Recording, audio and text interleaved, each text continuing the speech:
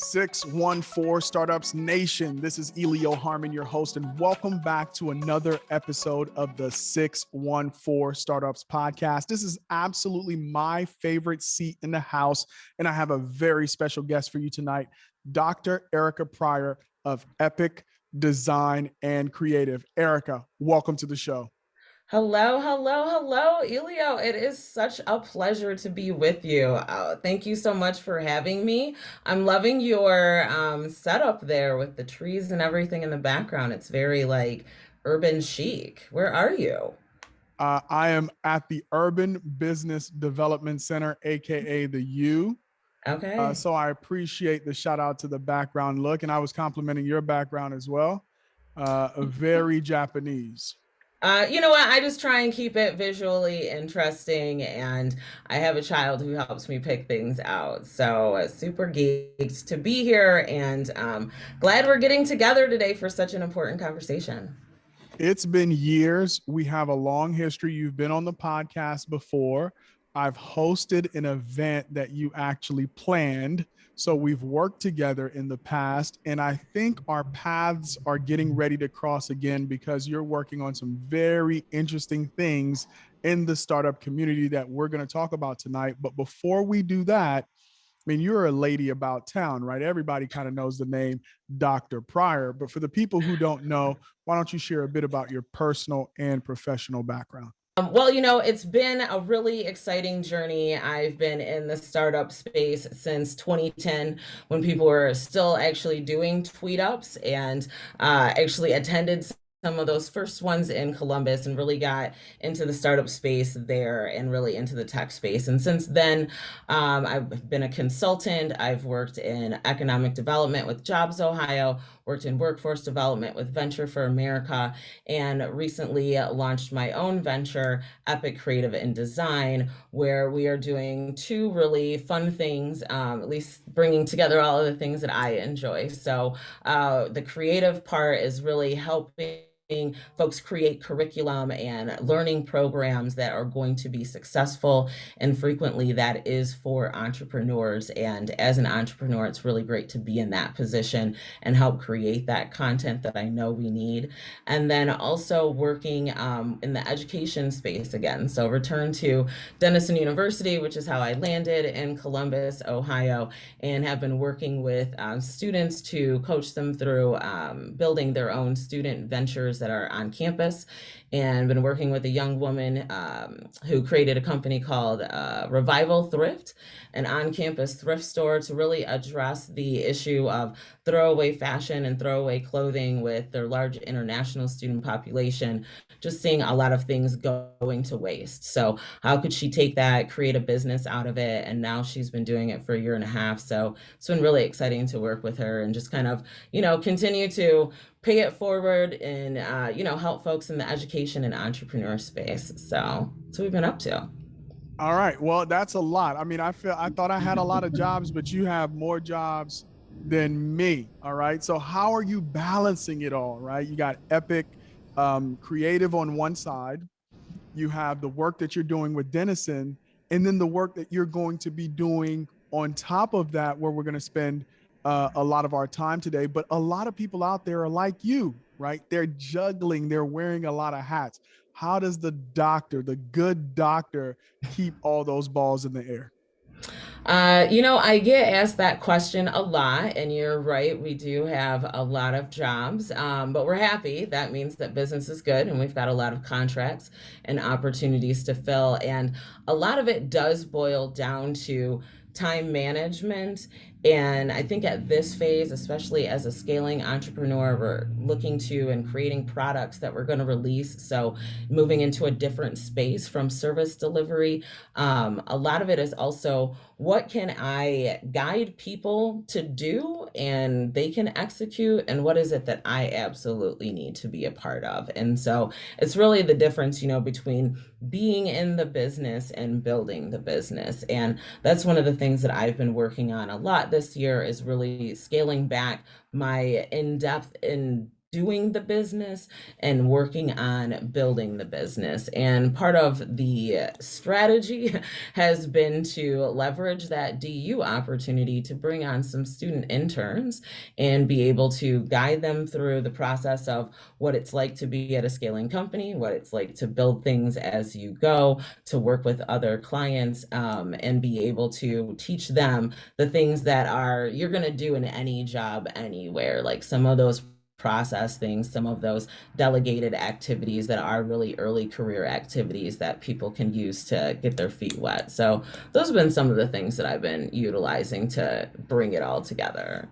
Yeah, I mean that's a great point. It's one of those things that you know, but in practice, it's so much harder when you're a first time founder like myself. It's like you know you need to delegate, right? But then the first time you go to delegate, you're like, damn, this training thing. I gotta like train somebody how to do it. And that takes a lot of time. So the return on the investment of delegation really doesn't pay off until you have that person trained, right? And where a lot of people, I think, like myself, tend to give up is that whole having a curriculum, right? Which is what you're a pro at for how do you onboard a new employee and how are they inspired when they come on board. And sometimes they may lose that passion if you don't create that onboarding process that keeps them excited, keeps them learning until you can have that return on investment. All right, one more thing before we jump into the other topic I want to talk about, because all of these things are useful for me. I'm kind of going to get some free therapy here, but have you gotten to the point in your business where you're like having to choose? I know at EPiC Creative, you guys are doing two things, right? That curriculum design, but also then marketing consulting.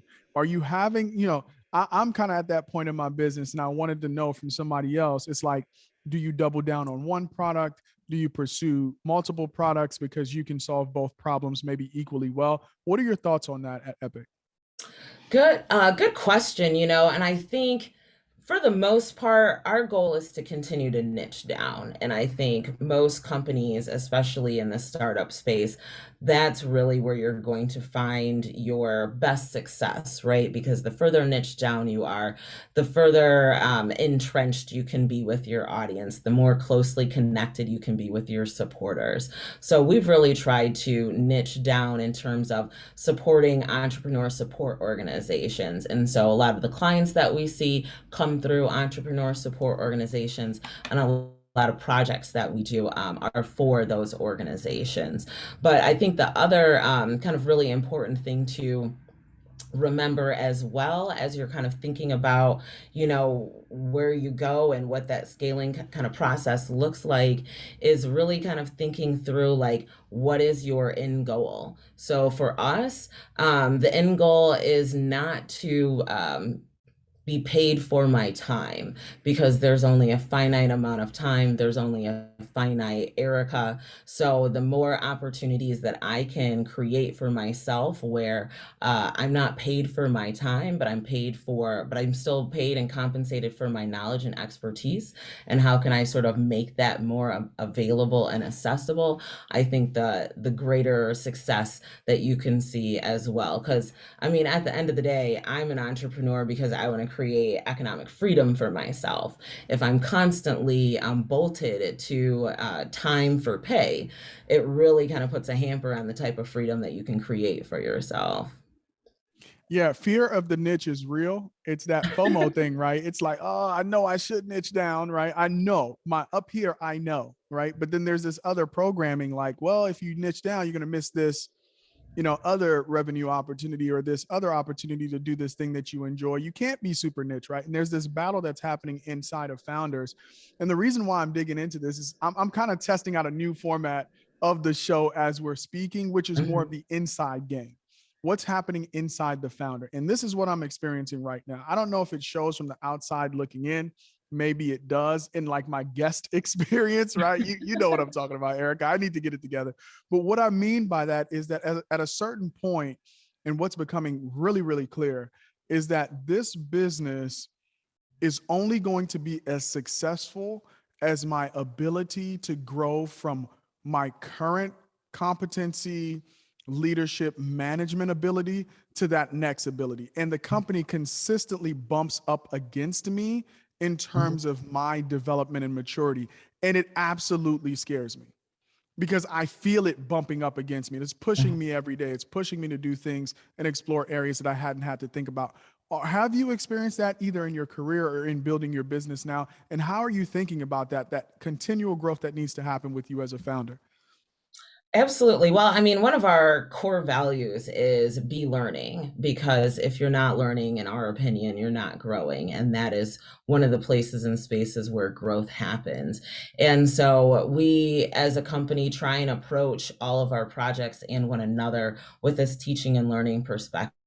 Because, as you said, you're always going to come up against the gap between what it is that you know and where it is that you need to be, and being able to sort of find the information, connect with the people, identify the resources that are going to help you fill that gap so that you can get your business to the next level is what's so vitally important for every founder everywhere, because you can only know enough to be dangerous in so many places and spaces, right? So that's one reason why having an advisory board or having an advisory panel is so significantly important, as well as, trusted service providers that you're able to actually build relationships with. So, someone was saying the other day, if the only time you talk to your accountant is, the last week before the tax season, they're not able to support you and really be able to help you create a plan where you might be figuring out more ways that you can save during the course of the year, or additional assets that you want to purchase, and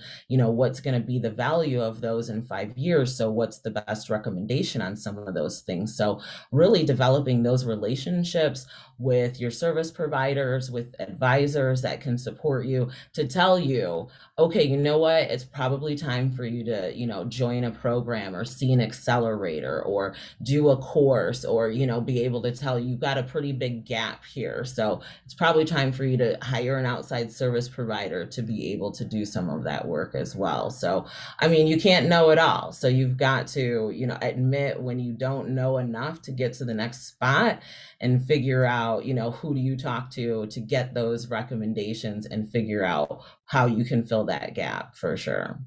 Somebody get this woman a show on 614 Startups. Oh, is that me? Okay, I have to make that decision. All right, Erika. Well, listen, you're dropping a lot of dimes. I appreciate that. We're up against a break, though. We're going to take a break. And speaking of which, right, did you read my emails about me not reaching out to an accountant or a tax preparer until that very last week?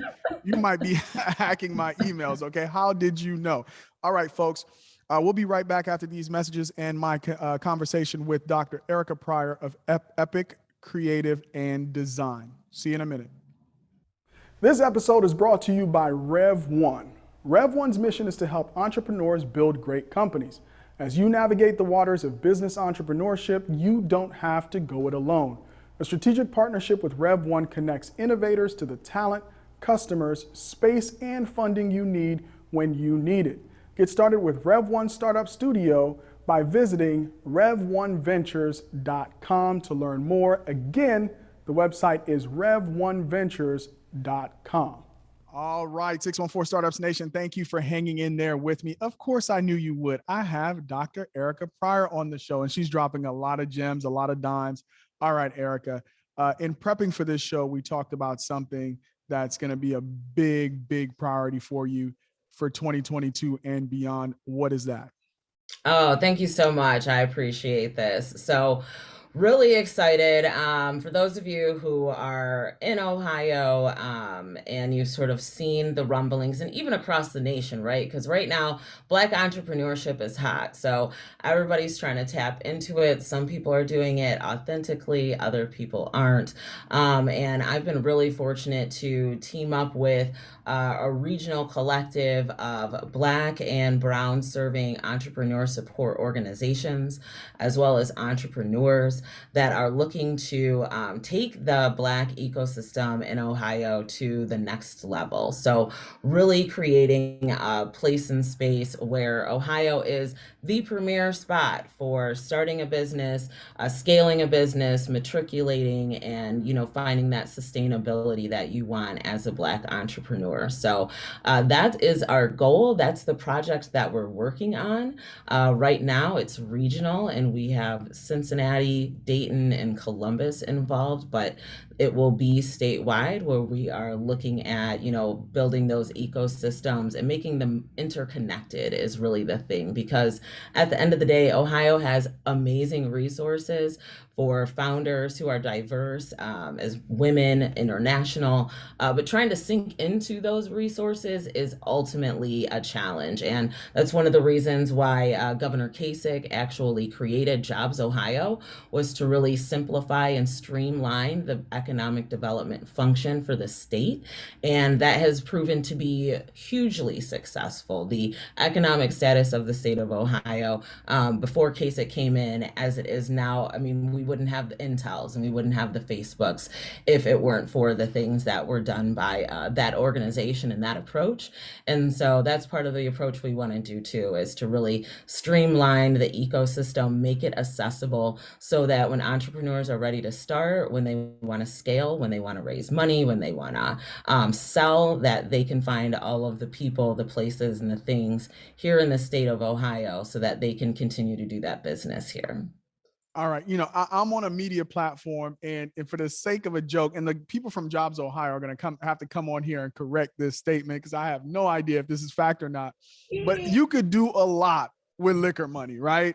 I mean, Jobs Ohio, we drink, and the taxes from that are kind of planting a lot of seeds that are reaping a lot of rewards. And I thought it was brilliant, right, by Kasich, about funding this in a way that nobody has any debate about it. I mean, you hear nothing. I wouldn't say no one had any debate about it. All right. Let's not get sidetracked. Okay, we'll get Jobs Ohio on here and we'll debate that fact. But that's the point that I wanted to make: the creativity behind how this is being funded and the returns that it's generating. But I wanted to talk to you about a word that you use, which is Black entrepreneurship is hot. What does that mean exactly? Black entrepreneurship is hot. What does that mean? Because something could be a hot, but it could be a fad. It's just hot right now. Like, what's making it hot? Like, what's the underlying reason why all of a sudden it feels like there's a buzz about being a Black founder, starting a Black VC firm, economic freedom, buying back the block, all of these terms that you hear? Why all of a sudden do you feel like there's something happening in the culture around Black entrepreneurship? I think it's simply a reflection of all the things that have been happening in the culture, socially, culturally, around race and racism. Before the pandemic, with the number of Black and brown people who were murdered and viciously, their lives were taken without cause and people were not held responsible. We saw that. And then we saw the pandemic really exacerbate those economic disparities and make them extremely apparent and clear. We then also saw the gender pay gap increase even further and get greater awareness around the fact that there are pay inequities that are around matrices of oppression and not just a single oppression, because we exist in systems and we utilize institutions that have been founded on those. So I think a lot of it is just realizing that there's more opportunity out there for people of color to pursue. And then a lot of dominant society realizing that there's more that people of color are trying to offer that we have not been receptive to. So part of what we see is dominant culture attempting to really just try and be available and support and tap into the opportunities, because at the end of the day, it makes dollars, it makes sense, right? So it doesn't necessarily, people will say Black, entrepreneurship is hot. It's hot because it makes money. That's it, right? And and at the end of the day, that's all we want to do too, right? So some of us have turned internally to our own communities to say, okay, we ourselves have to get ourselves in order to be able to say what it is that we want or need and be able to partner with our allies and our supporters that do want to be available and accessible. And then our allies and supporters have said, okay, we haven't done a very good job at this idea of inclusion or diversity. So let us too kind of get ourselves together and then figure out what those partnerships and relationships are as well. So I think that is, just a number of different reasons why it's hot.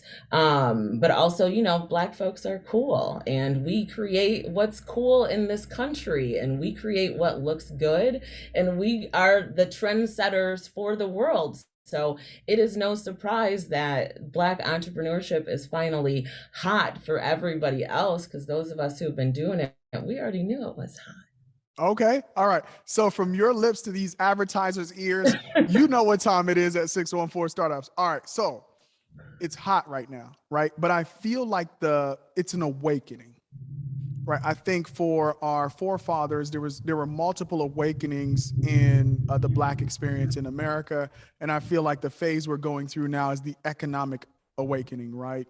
Now you have access to equal protection under the law, although that is not a reality in a lot of cases that we've seen, especially the ones that have gained national attention. But I think what we're really going to discuss tonight is this economic awakening.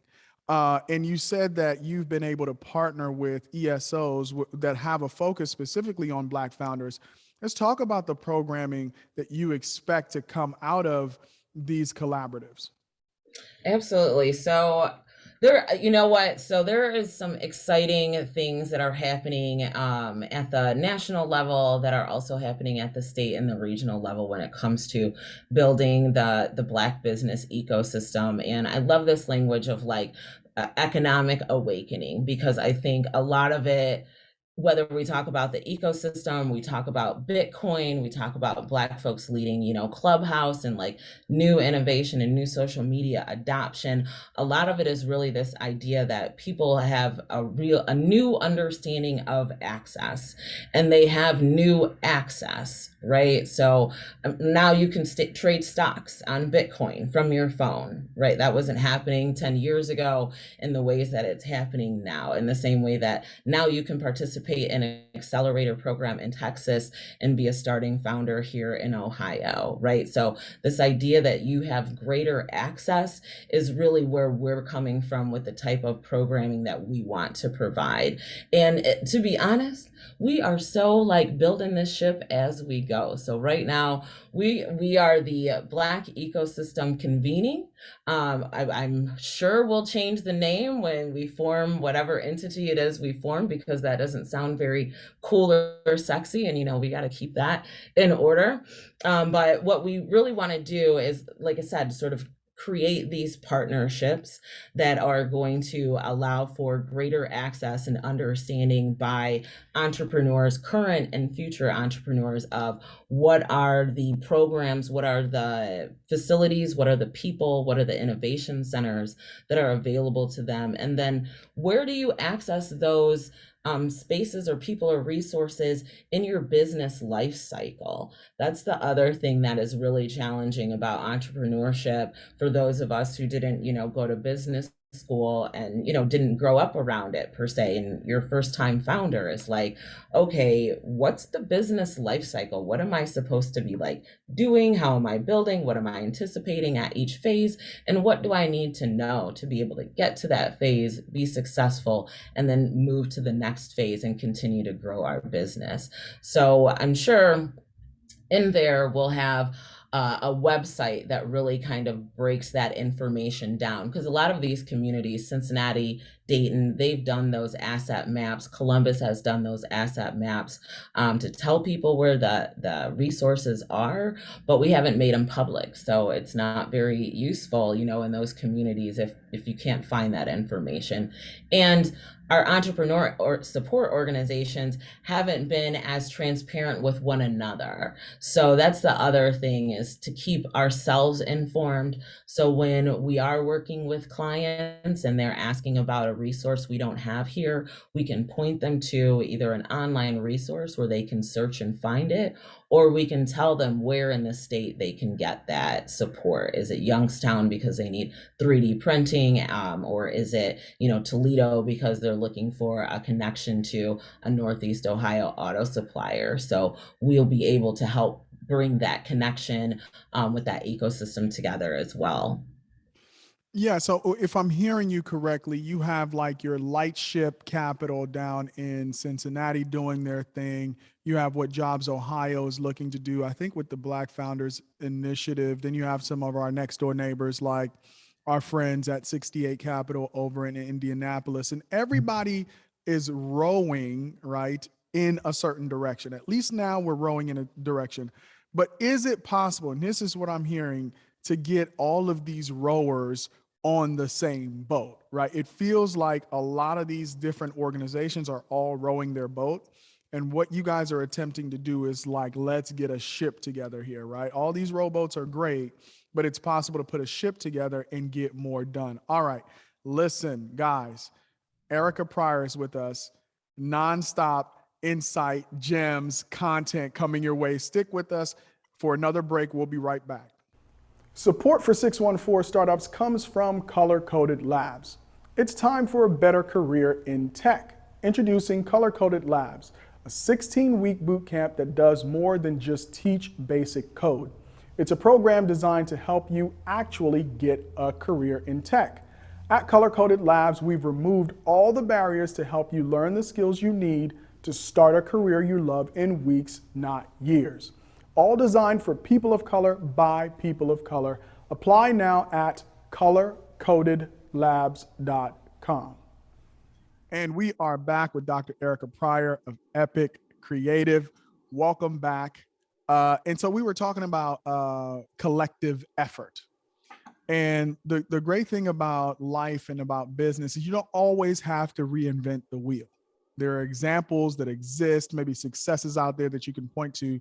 So for what you guys are looking to build out, what's the prototype for it? Have you seen it out there in the market, and what would have been some of the results of that prototype?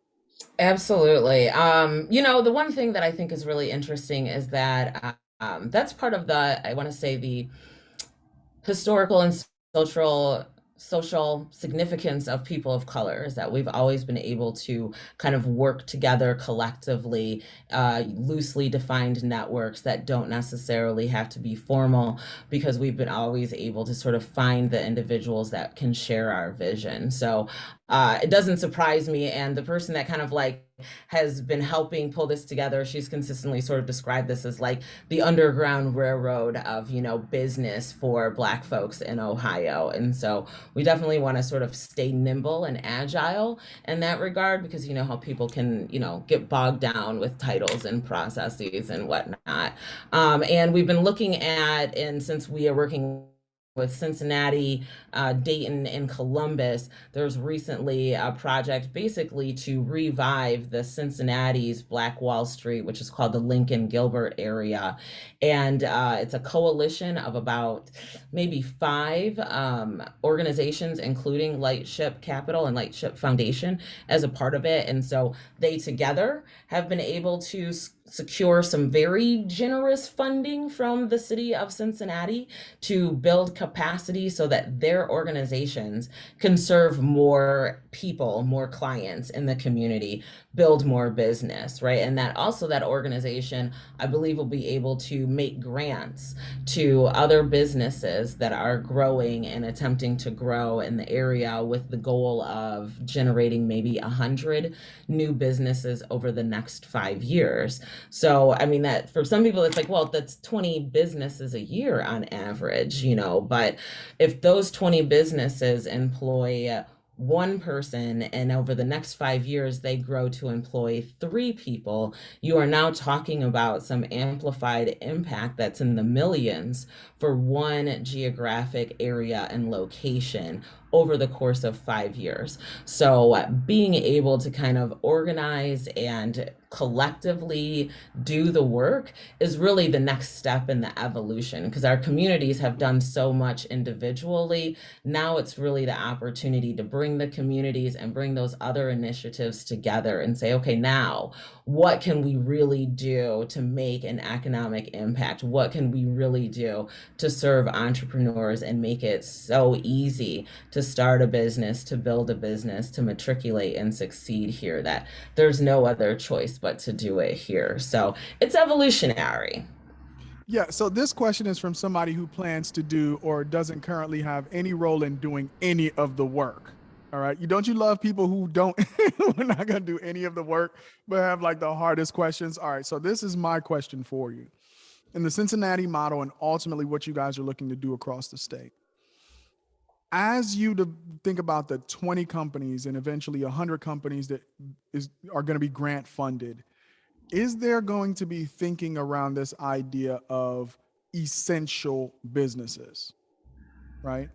Those businesses that are typically put into the category of what you need to build a nation, right? A self-sufficient ecosystem.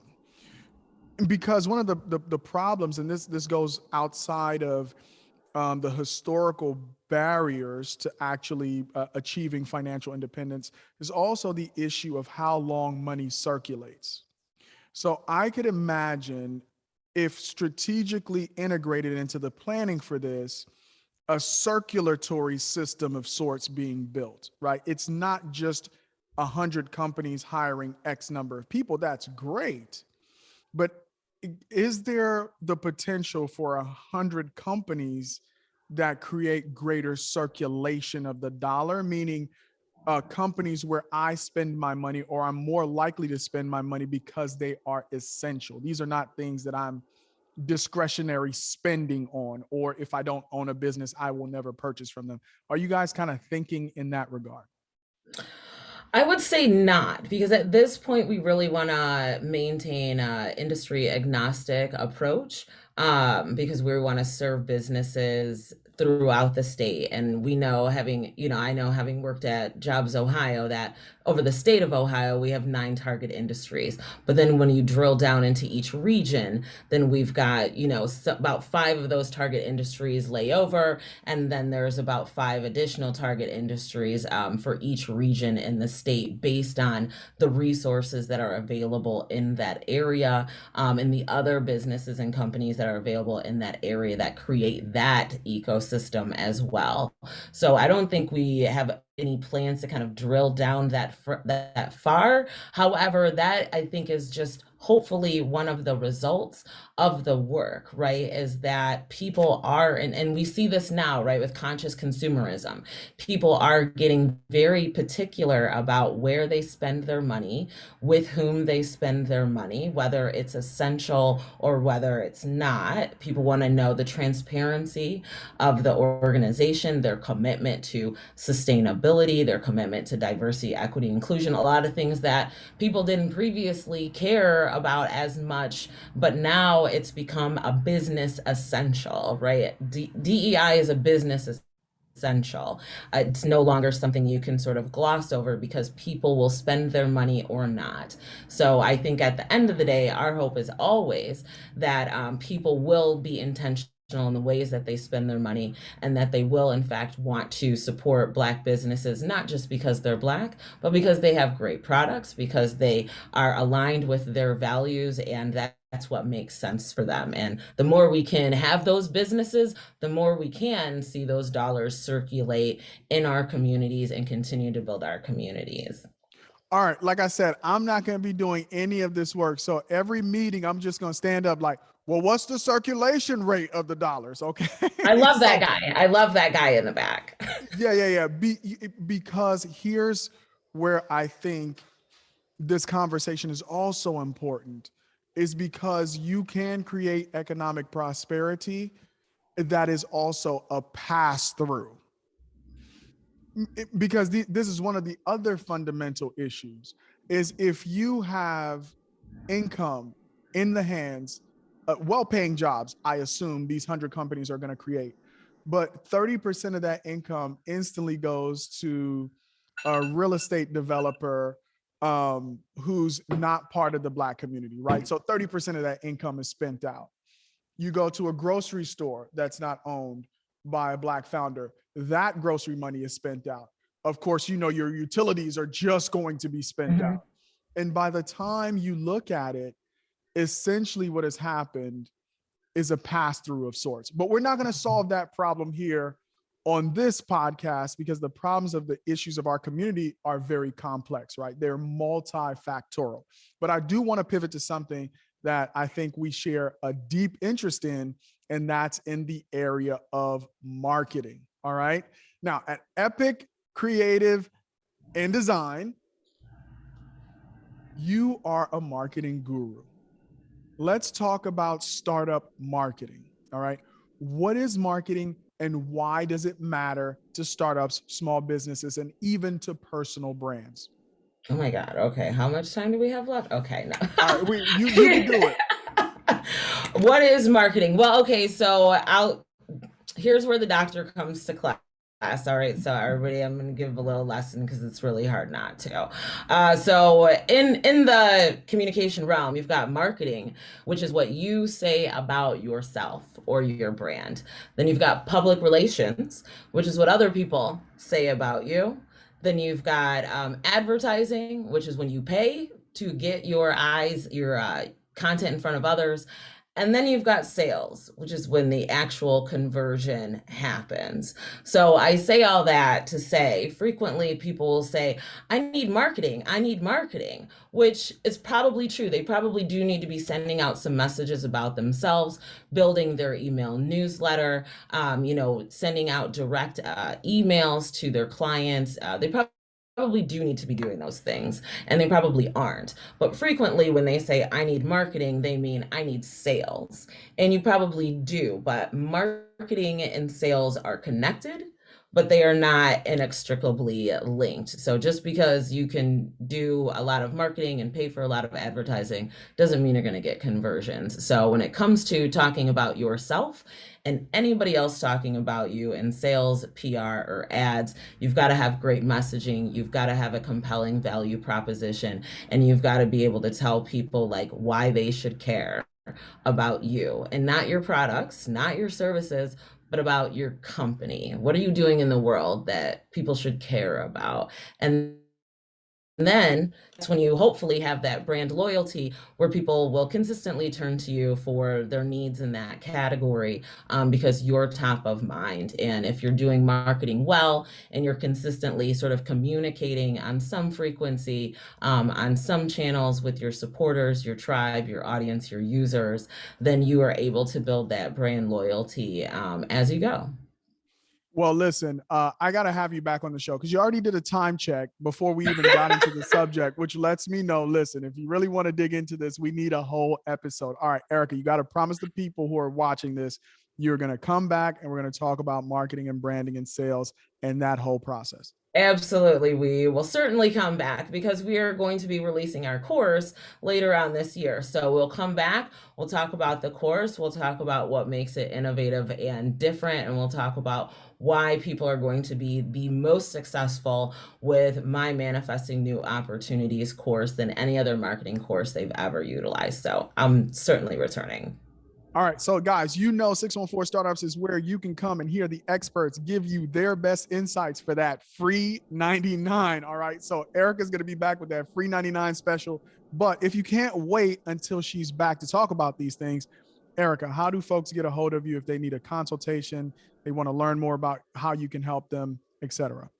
Well, listen, I say don't wait. Don't wait. No need to wait until I come back because we don't have a schedule yet. So please feel free to hit me up on LinkedIn, / Erika Pryor, ErikaPryor, like Richard Pryor. And I am also on Instagram at EPiC Erika Pryor. So either of those two places, you can definitely check me out. All right, Erika. So thank you so much for being on the show. Really appreciate it. Looking forward to having you back. I end every show with my one thing, and my one thing this week is delegate. All right, delegate, but actually have a plan for onboarding that person properly. Okay, put together an onboarding packet, the things that they need to know, something that they can reference, somewhere where that reference is easily accessible, because in doing delegation, you could actually create more work if you do it wrong. All right, folks, this has been another episode of the 614 Startups Podcast. My name is Elio Harmon. Until next time, peace. Hi, thank you. Support for the 614 Startups podcast comes from Bernstein Private Wealth Management's Columbus-based team of professional advisors. In a world where most investment managers look alike, Bernstein Private Wealth Management has evolved into an organization like no other. Some money managers look to add value after a business is sold, but Bernstein delivers proactive advice right from the start. Whether you're eyeing the exit or you've just launched, Bernstein is committed to your financial success. If you're interested in partnering with Bernstein on your entrepreneurial journey, visit bernstein.com to learn more. Again, that website is bernstein.com to learn more. Bernstein, fully invested in better outcomes.